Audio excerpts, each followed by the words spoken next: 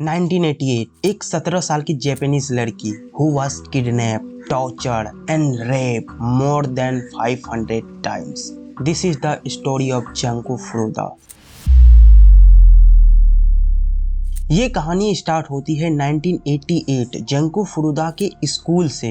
Junko फुरुदा का nature बहुत ही अच्छा था। वो किसी से ना ही लड़ाई करती थी ना ही किसी से झगड़ा। स्कूल खत्म करने के बाद पार्ट टाइम जॉब भी करती थी एक लैब में। जंको अपनी स्कूल में मोस्ट ब्यूटीफुल लड़की में से एक लड़की थी और जंको अपने लुक्स की वजह से अपने स्कूल के लड़कों के बीच में बहुत फेमस थी। और उन्हीं में से एक लड़का था हिरोशी मियानो। हिरोशी मियानो जंको को लाइक करता था, लेकिन हिरोशी मियानो याकुजा गैंग से जुड़ा हुआ था। इसके बारे में सभी को स्कूल में पता था कि हिरोशी मियानो एक गैंग से जुड़ा हुआ है। एक दिन स्कूल में हिरोशी ने जंको को प्रपोज कर दिया, लेकिन जंको ने उसे मना कर दिया क्योंकि जंको को पता था हिरोशी एक गैंग से जुड़ा हुआ है और ये बहुत खराब लड़का है। इसलिए जंको मना कर देती है उसे, उसका प्रपोजल को ठुकरा देती है। लेकिन हिरोशी को जंको का ये रिजेक्शन बिल्कुल भी सहन नहीं होता है और वो मन ही मन में सोचता है कि मैं जंको से एक ना एक दिन जरूर बदला लूंगा। दिन है 25 नवंबर 1988। जंको अपने पार्ट टाइम जॉब से घर जा रही थी। उसी बीच हिरोशी के कहने पे उसका दोस्त जंको को बाइक से लात मार देता है और प्लान के अकॉर्डिंग हिरोशी जंको को जाके उठाता है और जंको के साथ ही वॉक करते वो जंको को उसके घर छोड़ने जाता है। लेकिन जंको आज तक अपने घर पहुंची ही नहीं। तो जंको के साथ क्या हुआ? जंको कहाँ गायब हो गई? हिरोशी मियानो जंको को अपने साथ एक सुनसान एवेंडेन घर में ले जाता है और उसे डराता है कि अगर तुमने जरा सा भी चिल्लाया या चीखा तो मैं तुम्हें और तुम्हारे पूरे फैमिली को मार दूंगा। और जंको को पता था कि ये एक गैंग से ज्वाइन है, अगर मैंने कुछ किया तो क्या पता ये मेरे फैमिली और मुझे भी मार सकता है। और इधर 2 दिन बाद जंको के फैमिली वालों ने पुलिस स्टेशन में जंको की लापता की रिपोर्ट लिखाई। जब ये बात हिरोशी को पता चला कि जंको के फैमिली वालों ने जंको के खिलाफ रिपोर्ट लिखाया है पुलिस स्टेशन में कि जंको गायब है, तो हिरोशी ने अपने आप को बचाने के लिए, अपनी सेफ्टी के लिए जंको को उसके घर कॉल लगाने बोलता है और कहता है कि मैं अपने दोस्तों के साथ घूमने आई हूँ, आप लोग टेंशन मत लो। और उसके घर वालों को लगता है कि हाँ शायद जंको घूमने गई है और वो पुलिस स्टेशन से अपना रिपोर्ट को वापस ले लेती है। अब हिरोशी अपने 3 दोस्तों को उसी घर में बुलाता है।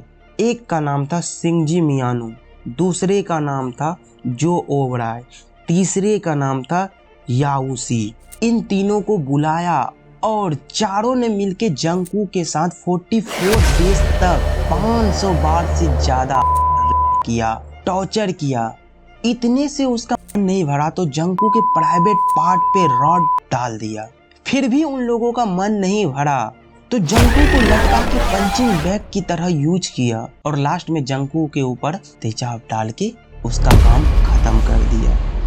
अभी तक किसी को ये भी नहीं पता था कि जंको के साथ क्या हुआ। जंको घर अभी तक नहीं आई है, 2-3 महीना बीत जाता है, किसी को कुछ नहीं पता है। लेकिन एक दिन हिरोशी मियानो के दोस्त शिंजी मिनाटो को पुलिस गिरफ्तार करती है और उसे पूछती है किसी दूसरे मर्डर के केस के बारे में, लेकिन वो डर से जंको फुरुदा के केस के बारे में बता डालता है कि उन चारों ने मिलकर जंको के साथ क्या किया। उसने बताया कि हम चारों ने मिलकर जंको के साथ 44 दिन तक रेप किया, उसे टॉर्चर किया, उसके बाद उसे मार डाला। जब ये बात पुलिस वालों ने सुना तो वो लोग भी हैरान थे और जंको के माता पिता तो सदमा में ही थे, क्योंकि उन्हें पता था कि उसकी बेटी कहीं बाहर घूमने गई है, लेकिन उन्हें ये नहीं पता था कि उसकी बेटी इस दुनिया में है ही नहीं। कोर्ट में फैसला आता है उन चारों को खिलाफ कि उन चारों को क्या सजा मिलनी चाहिए। आप सजा को सुनने के बाद आप भी चौंक जाओगे कि एक लड़की के साथ इतना जुल्म हुआ और उन चारों को बस इतना कम सजा मिला। तो सजा सुनो। हिरोशी को सिर्फ 17 साल की जेल हुई, शिंजी मियाटो को बस 9 साल की जेल हुई, जो ओबराय को 8 साल की, याओशी को 5 साल की। ये चारों भले ही माइनर थे, लेकिन इन लोगों का जितना बड़ा अपराध था, इन्हें तो उम्र कैद की सजा या नहीं तो फांसी दे देनी थी। ये मेरा ओपिनियन था। आप भी अपना ओपिनियन दे सकते हो, आप बता सकते हो कि इन चारों को कौन सजा मिलनी थी, क्योंकि इतना बड़ा क्राइम ये कोई छोटा मोटा क्राइम नहीं था कि किसी लड़की के साथ 44 दिन तक टॉर्चर करना, रेप करना, ये बहुत ही बड़ा क्राइम है। तो आप कमेंट करके बताना कि इन चारों को क्या सजा मिलनी चाहिए थी। और एक बात, मैं नीचे डिस्क्रिप्शन बॉक्स में अपना टेलीग्राम चैनल का लिंक दे रहा हूँ, आप उस टेलीग्राम चैनल पे जाके ज्वाइन हो सकते हो और जितने भी केस से रिलेटेड फोटोज जो मैं यूट्यूब में नहीं डाल सकता उसे मैं वहाँ पे डालूंगा, आप वहाँ से देख सकते हो। तो मिलते हैं नेक्स्ट वीडियो में, तब तक के लिए बाय, अपना ध्यान रखना।